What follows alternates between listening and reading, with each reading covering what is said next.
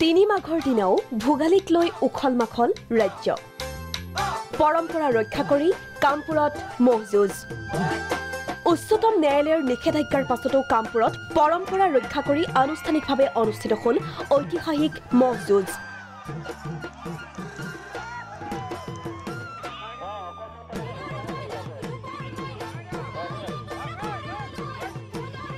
বিশহাল গুণামহৰ যুঁজে কপাই তুলিলে কামপুৰ তেতেলিহৰ গ্ৰান্তৰ পথাৰ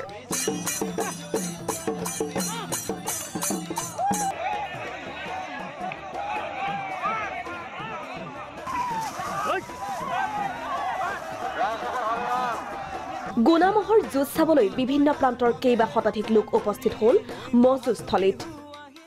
পৰম্পৰা হিচাপে আজি 2 বছৰ 3 বছৰ ধৰি আমি মহযুঁজ খেল পাতি আহিছোঁ এই মহযুঁজত আমি আমাৰ পৰম্পৰা হিচাপে আমি সকলো নিজৰ আমি গোৱাল হিচাপে হৈও আমি নিজৰ মহ আৰু অঞ্চলৰ আৰু আমি আমাৰ গাঁৱৰ মানুহসকলে সমবেত হৈ এই আনন্দ উপভোগ কৰিবৰ কাৰণে এই ভোগালী বিহুৰ উপলক্ষে এই মহযুঁজ আমি আয়োজন কৰোঁ কলিয়াবৰত একেলগে জ্বলিল 8টাকৈ শেৰালি ঘৰ 275 বছৰীয়া পৰম্পৰা ৰক্ষা কৰি কলিয়াবৰত একেলগে জ্বলিল 8টাকৈ হাৰালি ঘৰ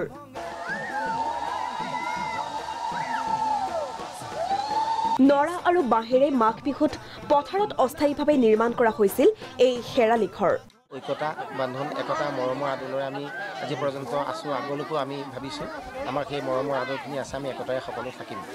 আমি বিহু ঘৰ আমাৰ হাৰলি ঘৰ বুলি কয় দ্বিতীয় দিনাখন আমি সকলোৱে এই বিহু উদযাপন কৰা দি বৰসবাহ পাতি নাম গুণ গালোঁ বৰপেটাৰ মেধিৰতাৰিত পুখুৰা মেলা